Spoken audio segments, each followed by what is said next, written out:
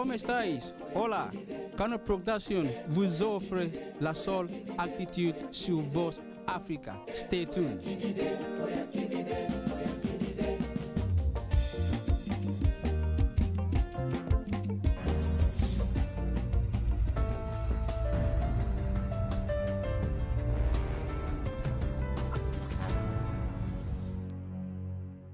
C'est bon, je peux?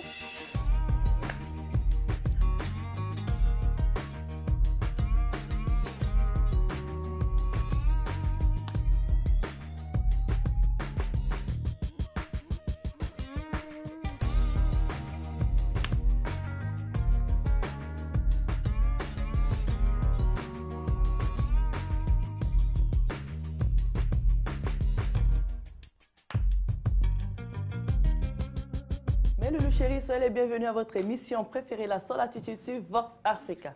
Bonne fête les femmes, les femmes. Faites des bonnes choses, hein. Ne faites pas comme, surtout les Camerounaises, comme qui ça? Ne faites pas comme Miss Niki. Niki, bonsoir et bonne fête. Bonsoir Sol, merci, quel accueil. Hein. Alors, comment ça se passe? Écoute, c'est une fête qui se passe très bien parce qu'on a de très bons invités hein, depuis le début. Hein. Voilà, et là on enchaîne bien sûr avec une grande dame. On est allé chercher une grande dame à l'ambassade de la Côte d'Ivoire. Oh là là. C'est là que quand tu arrives à l'ambassade de la Côte d'Ivoire comme ça, tu montes les escaliers, le tapis rouge comme ça, tu vas dans le coin, il y a un petit coin, elle a son bureau quelque part là-bas. Voilà. Bonsoir Fatim Kamara. Bonsoir. Comment ça va? Ça va très bien.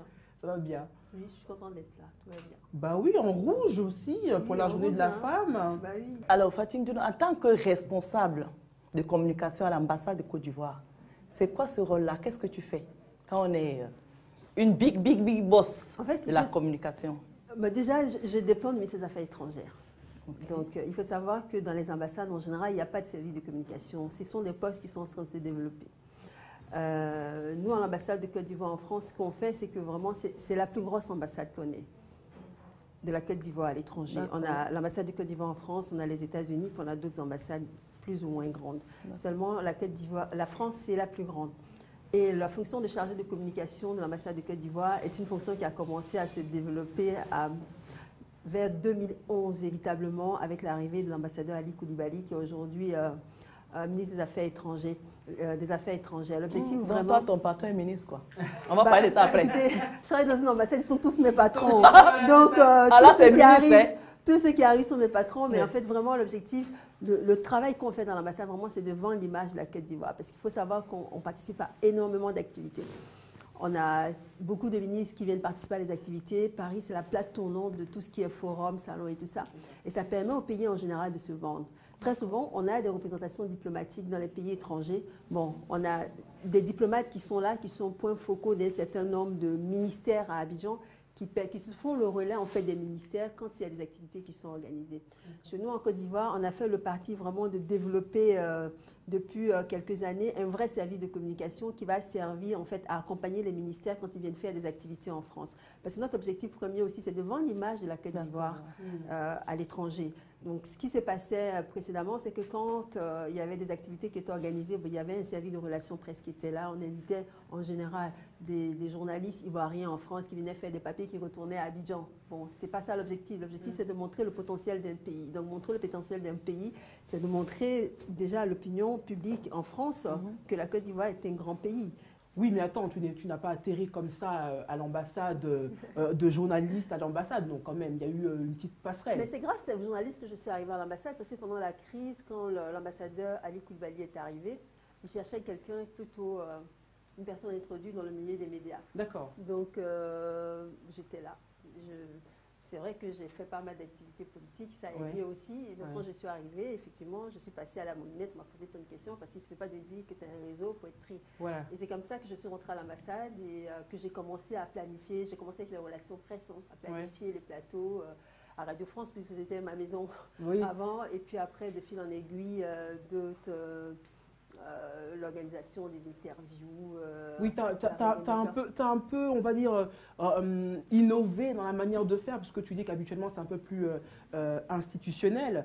Mais justement, comment on arrive comme ça et puis on impose une radio, on change les codes, on change les codes et puis on impose, on propose une web radio C'est les besoins. au sein d'une ambassade quand En même. fait, j'ai répondu aux besoins que j'avais. Comme je dis toujours, quand j'ai des besoins, j'essaie de combler en les assouvissant moi-même. Quand je suis arrivée, quand je n'avais pas de moyens, j'essaie de faire en sorte de créer moi-même le besoin. Je n'attends pas qu'on me dise « Ah, ça va venir d'Abidjan, on n'a pas. » C'est pas grave si j'investis un peu d'argent propre.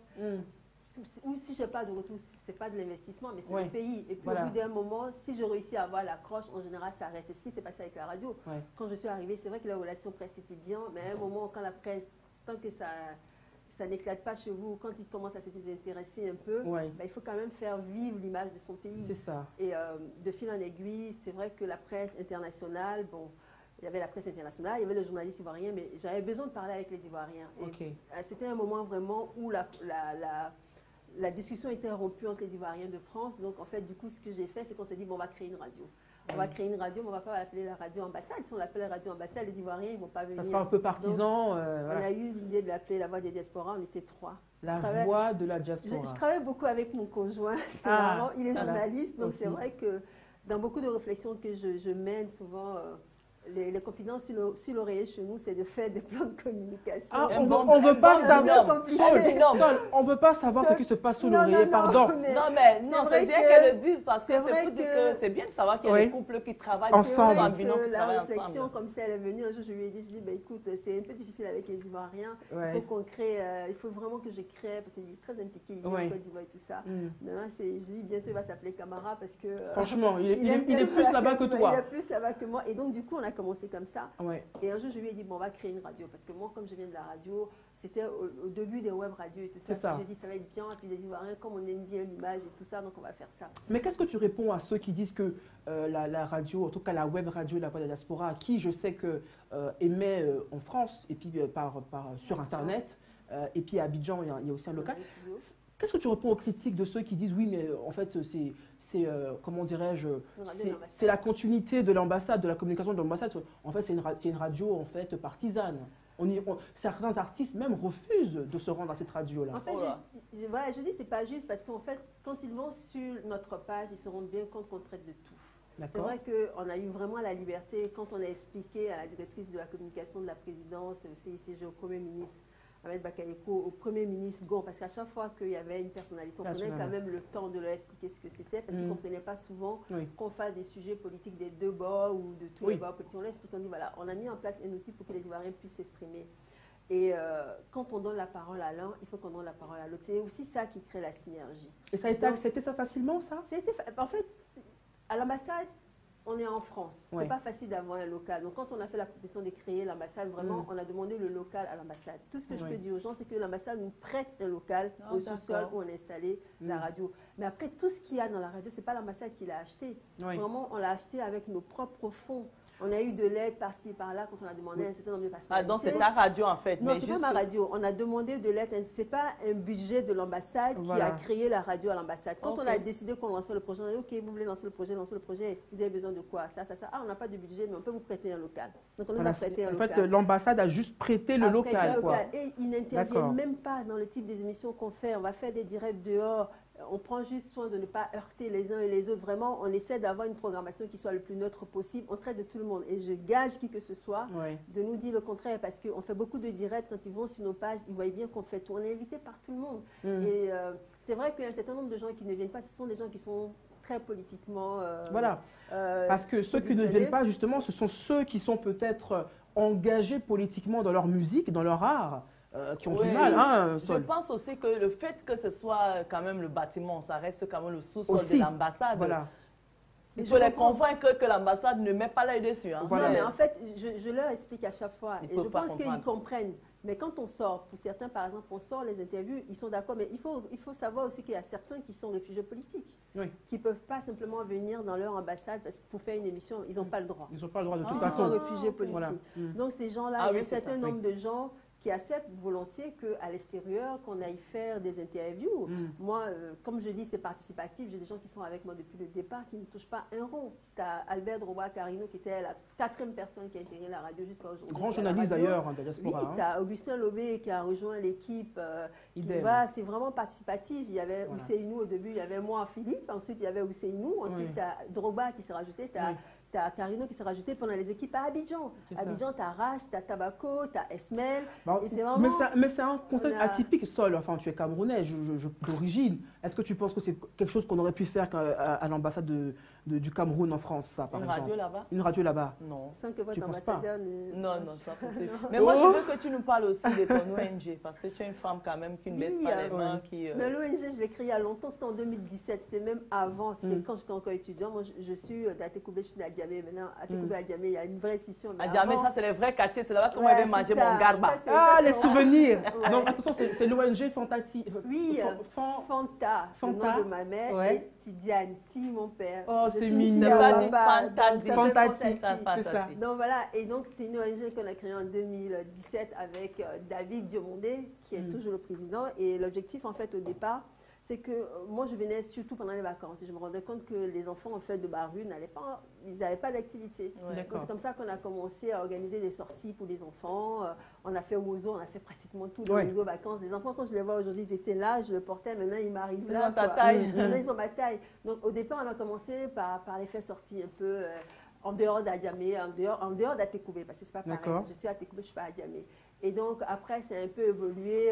On est rentré, il y a une grande école, un groupe scolaire qui s'appelle le groupe scolaire Djeloukou, qui est à Atekoubé dans mon quartier. Donc, on s'est dit, bon, c'est bien de faire que ma rue, mais à un moment, il faut aussi faire profiter les enfants du quartier et tout ça. Et c'est comme ça, en fait, qu'on s'est délocalisé un peu au groupe scolaire Djeloukou. Puis on a commencé à prendre d'autres enfants d'autres quartiers. Et puis, de fil en aiguille, on a eu l'idée de créer, mon conjoint a eu l'idée de créer une médiathèque. D'accord. Donc voilà, vraiment, ça, c'était vraiment mais et après... Moi ce qui me fascine, parce que là, on est là pour valoriser aussi cette journée de la femme et ce mois de la femme, c'est que tu fais quand même beaucoup de choses, Fatim. Comme on dit à Abidjan, tu es dans beaucoup de choses. Ils sont complémentaires.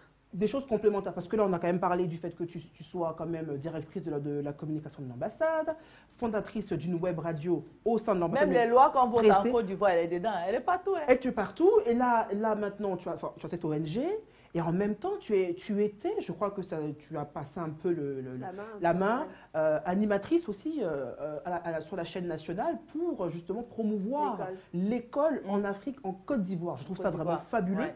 Parce que c'est un sujet qui n'est pas beaucoup abordé. Donc, parle-nous un peu de ça. Mais en fait, comme je disais, tout est complémentaire. Tu as d'abord la radio, ensuite tu as l'ambassade. L'ambassade a besoin de communiquer avec les Ivoiriens de la diaspora. On crée la web radio. Oui. Via la web radio, on crée des studios à Abidjan et à Paris. Ensuite, il y a la médiathèque. La médiathèque, c'est une médiathèque numérique. Donc, on a commencé, il y a l'école numérique qu'on a installée, ça s'appelle la médiathèque Henriette Dagui-Diabaté. D'ailleurs, je dis merci à la grande chancelière qui est venue à l'inauguration de la médiathèque. Et c'était merci à elle. Parce que grâce à elle, j'ai eu plein. Il y a la ministre de l'Éducation qui est venue, qui était marraine également. Super. Et en fait, et merci, je ne sais pas si je peux le dire, mais vraiment la Fondation Orange qui nous a accompagnés. Je le dis parce qu'il ne faut pas confondre la Fondation Orange et l'autre Orange. Et l'opérateur, l'entreprise. Parce que la Fondation mène énormément d'activités caritatives dans nos pays. Et ils sont très engagés aux côtés de l'école ivoirienne. Et quand on les a sollicités, spontanément, vraiment, la directrice Abidjan, elle est venue, ils ont installé tout le système informatique pour que les enfants de Djeloukou puissent bénéficier de l'école numérique. Donc aujourd'hui, là où je vous parle, à Atekoubé, tu as des enfants qui, au moins une fois dans la semaine, suivent des cours sur des tablettes. Super, et ils sont très forts. Franchement, dans les quartiers, il ne faut pas se leurrer, ils sont très forts. Les enfants, ils viennent, tac, tac, tac, ils prennent les trucs. Ils ont une partie des cours en version numérique et l'autre partie en version physique. Du coup, la médiathèque, maintenant, est devenue un lieu de rencontre. On a des femmes qui organisent des rencontres. Il y a une partie de la mairie qui organise des activités culturelles. Vraiment, on a la médiathèque, on a des livres. Et c'est vraiment génial. Tout le monde participe. Je me rappelle, les premiers livres, on avait vidé notre bibliothèque, on l'avait rempli. Et là, ça s'est vraiment bien rempli. Quand je t'entends parler comme ça, Fatim, je sens que c'est quelque chose qui te passionne. On sent quand même la femme généreuse.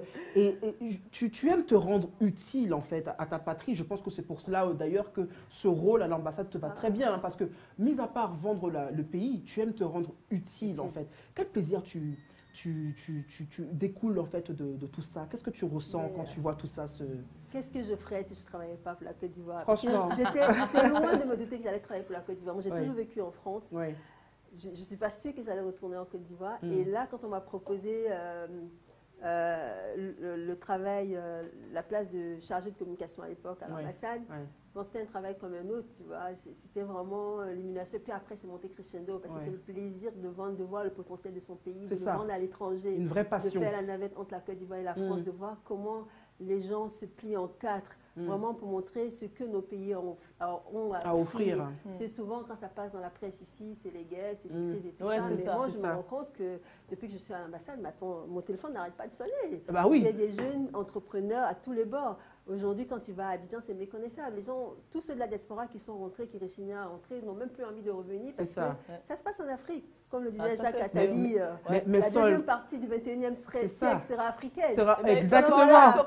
On va aller ouvrir une télévision là-bas. Franchement, venez parce que la TNT, on vient de... en Côte d'Ivoire, maintenant, on vient d'ouvrir l'espace audiovisuel. Avant, il y avait la RTI, qui est la télé nationale, il y avait RTI 1. Maintenant, vous avez Live TV. Non, mais il y a différentes chaînes. Maintenant, il y a différentes chaînes.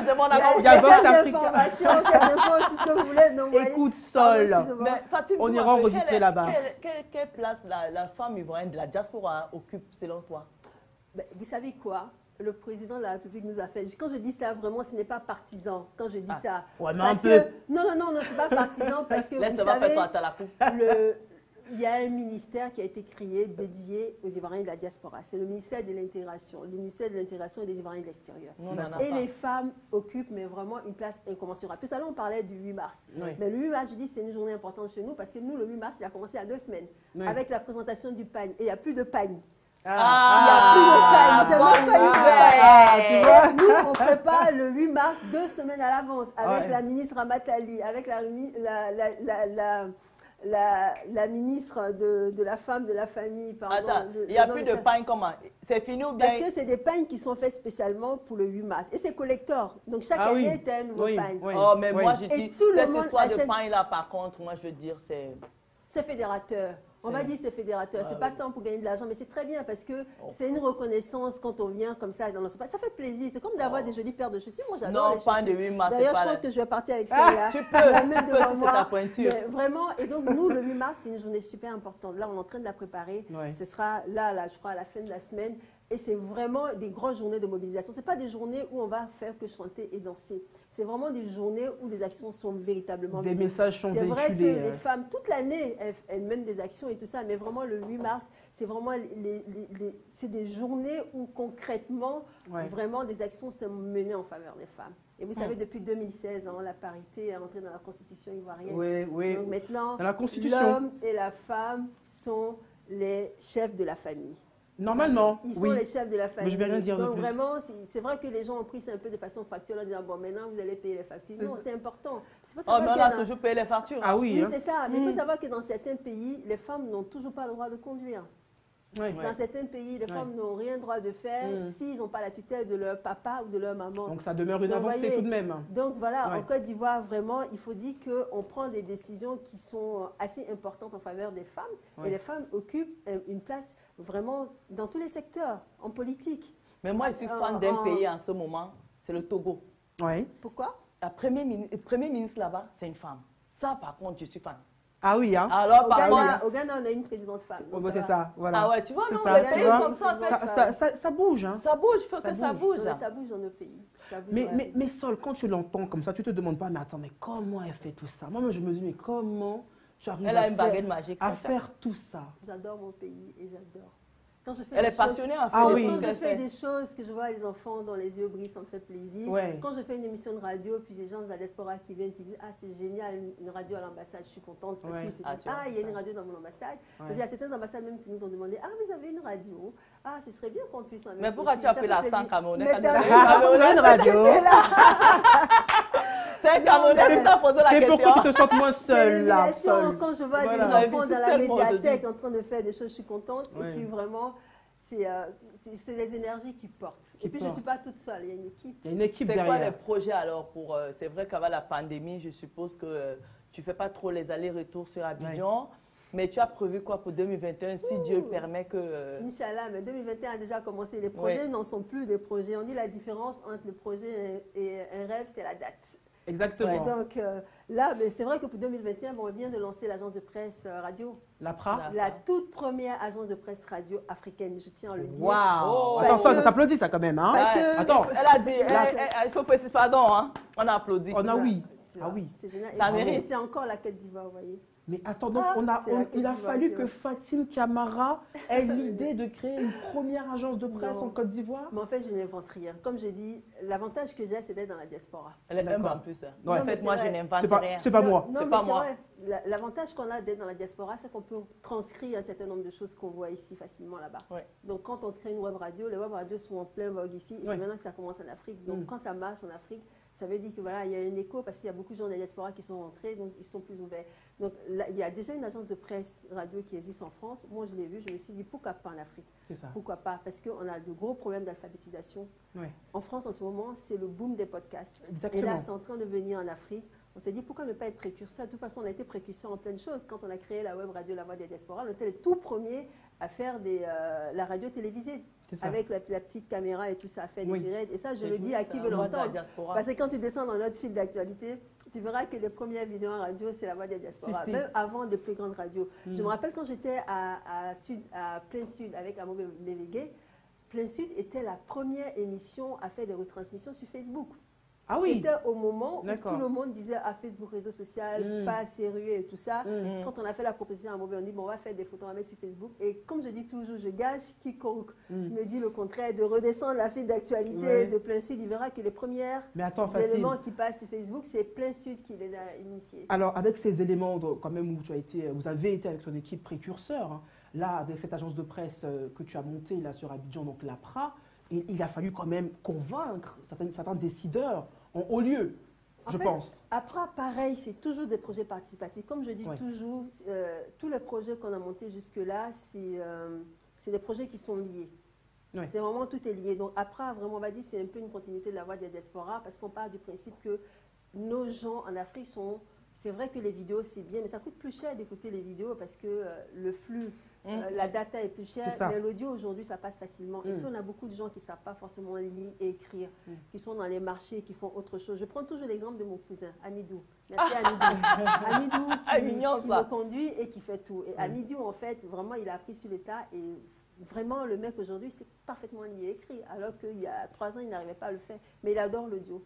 Et il a commencé en écoutant Alpha Blondy, lire des livres. D'accord. C'est lui qui m'a donné l'idée de créer APRA. Je me suis dit, mais attends, il y a des gens qui ont envie de découvrir la littérature africaine, qui ont envie de savoir les nouvelles technologies, qu'est-ce qui se passe, mais je ne peux pas lire. Tu as des gens qui sont cadres, tu as des gens qui sont ministres, tu as des gens qui n'ont pas le temps et qui le matin aimeraient bien avoir un élément audio de l'actualité pendant qu'ils prennent leur douche et tout ça, parce que quand tu dois lire tout ça, ça te prend beaucoup de temps. Mais concrètement, comment on fait pour écouter En fait, APRA, comme c'est de l'audio, nous, on a fait le parti de travailler avec les radios de proximité. Comme je dis toujours, tout est lié. Communication gouvernementale, radio de proximité en Côte d'Ivoire. Parce qu'on a à peu près 200 radios de proximité en Côte d'Ivoire. Et seulement, c'est des radios, comme il n'y a pas beaucoup de subventions, certes, il y a des subventions de l'État qui arrivent, mais ce n'est pas forcément des radios qui gagnent de l'argent. Donc, on s'est dit qu'on va travailler en priorité avec eux. Nous, notre objectif, c'est qu'on produit des contenus... la parole à un journaliste, c'est un problème. Non, c'est vrai. Mais en fait, on a créé des contenus qu'on donne gracieusement aux radios de proximité. Moi, vraiment, c'était ma bataille. J'ai dit, les radios de proximité, de toute façon, moi, ça me sert. Parce que ce sont des radios qui nous viennent en aide. Donc, on fait couvrir l'actualité en général à Abidjan, dans les grandes villes où ils ne sont pas.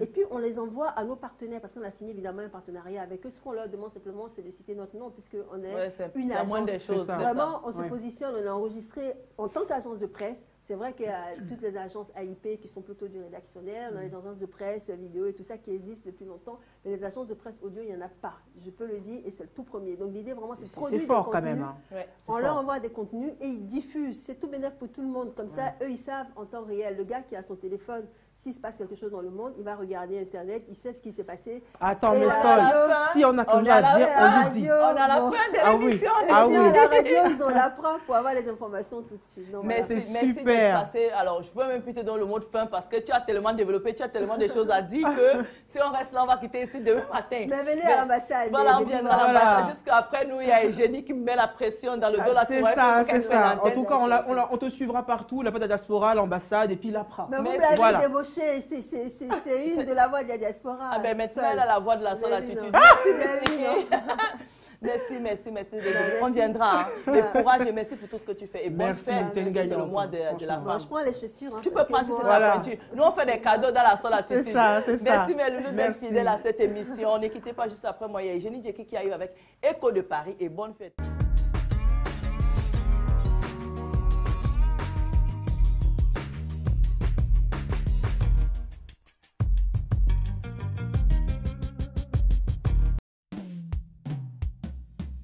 Soy Kano, I like Vox Africa.